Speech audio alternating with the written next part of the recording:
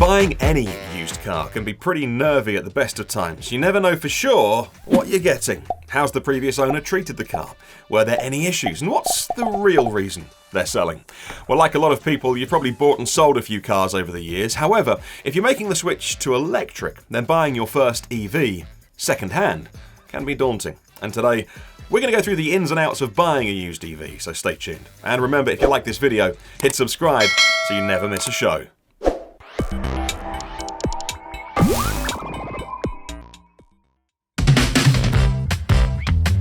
The used EV market is still pretty young.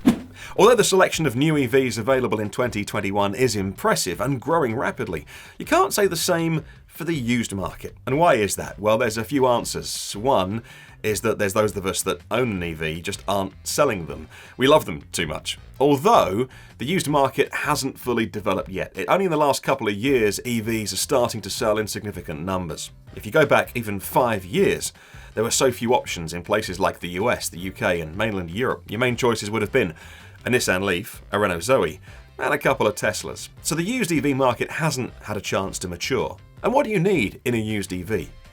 Apart from deciding on your budget, perhaps the most important thing is to decide what you need in a car. We're all accustomed to considering the boot size, the engine, the space for your family and things like that. But EVs are a little different. The all-important range factor has to be considered. What sort of driving do you do? Pottering around town or 5-hour drives across the country?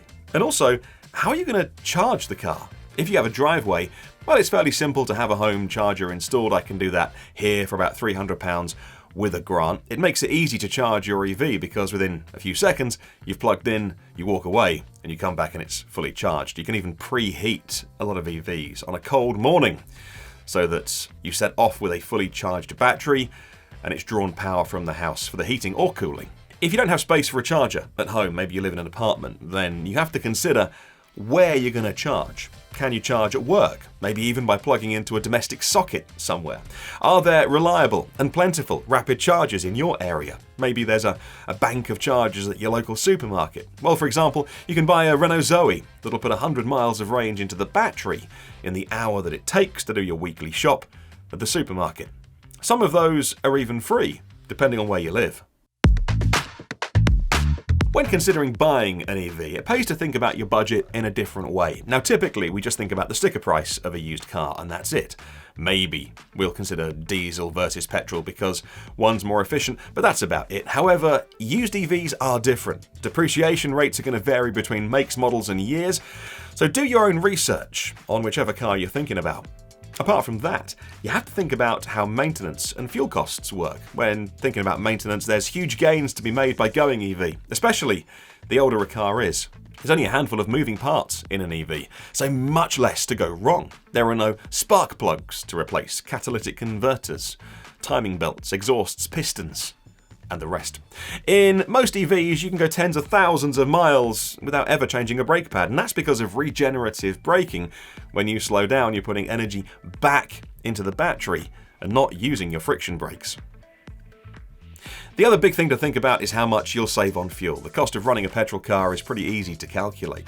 You take how much it costs to fill a tank, divide that by how many miles you actually get, but with an EV, the principle's the same, but it's a little more complicated to work out the electricity costs. For example, maybe you have a cheap night rate at home. Maybe you charge frequently on more expensive rapid chargers. Or, as was the case recently in the UK, some home electricity tariffs actually paid you to charge your car. There was an excess of renewables, and so you were paid to take electricity off the grid, being paid to charge your car.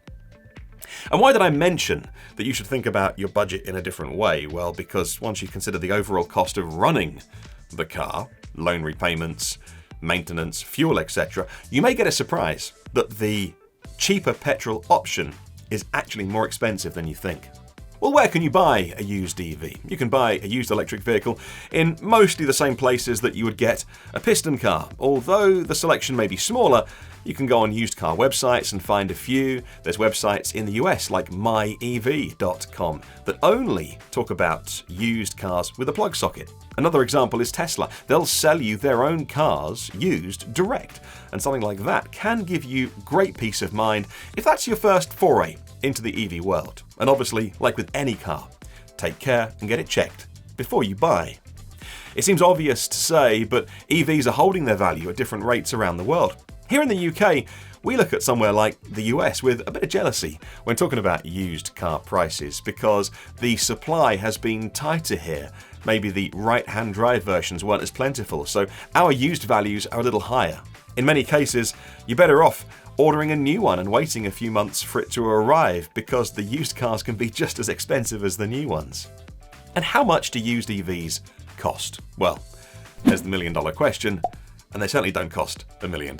In the US, you can buy a used Nissan Leaf that's 7 or 8 years old for $5,000. And if you want to splash over $100K on a used Model X P100D, they're on the market too.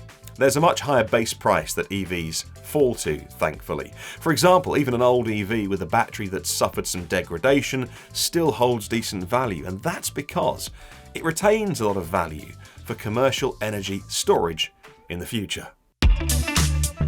So what should you look for in a used EV? Of course, the most comprehensive thing to do before buying an EV is to get a qualified and trusted assessor to look at the car and tell you what you need to know. But even before that, let's look at some EV specifics that you can be aware of when you shop around. Well, the battery's the main thing to consider. Every EV's battery will degrade over time, just as every combustion engine does. If you're buying an EV that's relatively new, then you have almost nothing to be worried about. If you are considering maybe a 2 or 3 year old Tesla Model 3 or a 2 or 3 year old Hyundai Kona, the degradation will be negligible. But if your budget is smaller and you're thinking about something like an 8-year-old Nissan Leaf, be cautious. Check how many bars of health the battery has left. Ask about how the car's been charged. Historically, repeated rapid charges over the entire life of the car does have an adverse impact on battery health. There are ways to check on the exact health of a battery. You can use something called Leaf Spy, an app on a phone to check what level of degradation the battery has suffered. Whichever EV you're looking at, be sure to check the manufacturer's guarantee, because many are offering guarantees that last for 8 years or maybe 100,000 kilometers. This can give you peace of mind if you're worried about the battery lasting. The electric motor and drivetrain in an EV is much less complicated than a petrol and diesel car, and they have a fraction of the moving parts. It's likely that EVs will last for hundreds of thousands of miles before stopping. And a final thing to consider is that an EV can be a better car than when it was first bought. It seems counterintuitive, but many EVs have over-the-air updates. Some manufacturers are able to improve the car with updates that are downloaded either via the cellular networks or when you're near a Wi-Fi connection. For example, Tesla has unlocked more range in their cars just with an update.